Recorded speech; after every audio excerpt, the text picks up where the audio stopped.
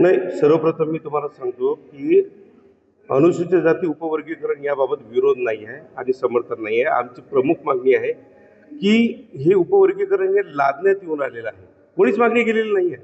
खरं म्हटलं तर न्यायालयाने जो आदेश दिलेला आहे त्याबाबतचा खुलासा मुख्यमंत्र्यांनी करायला पाहिजे. न्यायालयाने काय म्हटलेलं आहे की जर राजकीय फायद्यासाठी लाभासाठी आपण उपवर्गीकरण लागू करत असाल तर तुम्हाला ते लागू करता येणार नाही.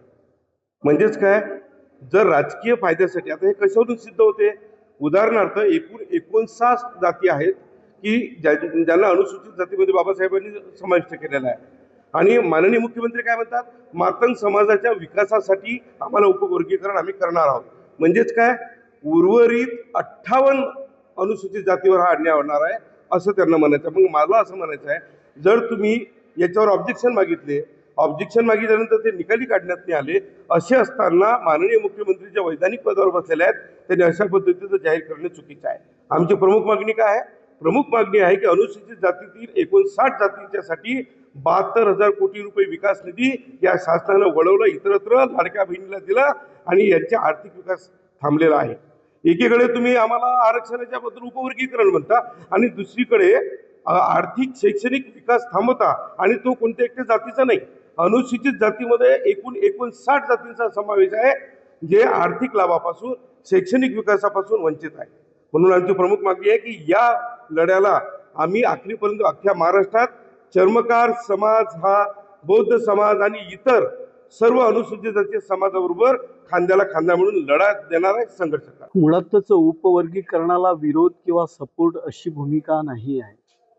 पहिल्यांदा उपवर्गीकरणाला विरोध आणि उपवर्गीकरणाला सपोर्ट असं म्हणून महाराष्ट्रामध्ये अनुसूचित जातीमध्ये कुठंतरी 2 खंड पाडण्याचा जो प्रकार आहे हा एकदा तर बंद झाला पाहिजे. मुळातच बदर समितीनं जो अहवाल दिलेला आहे तो अहवाल आतापर्यंत ओपनच केला गेला नाही. त्याच्यामुळे बदर समितीच्या अहवालामध्ये काय हा मूळ हेतू आहे.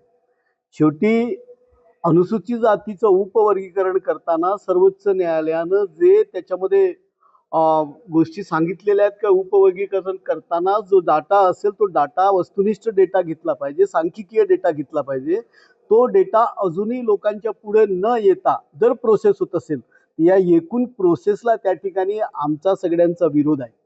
त्याच्यामुळे मुळातच उपवर्गीकरणाला विरोध आणि उपवर्गीकरणाला सपोर्ट म्हणून महाराष्ट्रामध्ये गट पाडण्यापेक्षा सरकारनं ॲक्च्युअल जो वस्तुनिष्ठ डाटा आहे, मग महाराष्ट्रातल्या 59 ज्या अनुसूचित जाती आहेत त्या अनुसूचित जातीचा सांख्यिकीय आणि वस्तुनिष्ठ डेटा तो एकत्रित तो घेतला पाहिजे, तो लोकांपुढे दिला पाहिजे. नाही तर मग सगळ्यात सोपं आहे का 2027 मध्ये जनगणना होणार आहे, त्या जनगणनेमध्ये ऑलरेडी सांख्यिकीय आणि वस्तुनिष्ठ डाटा जो समोर येईल तो डाटा प्रत्यक्ष घ्यावा आणि त्याच्यानंतर सरकारनं विचार केला पाहिजे.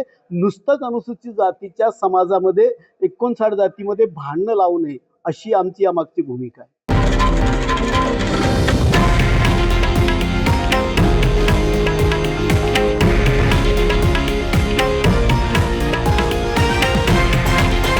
हे आहे देशातील नंबर 1 न्यूज नेटवर्क आणि आपण पाहत आहात TV9 मराठी, एकमेव.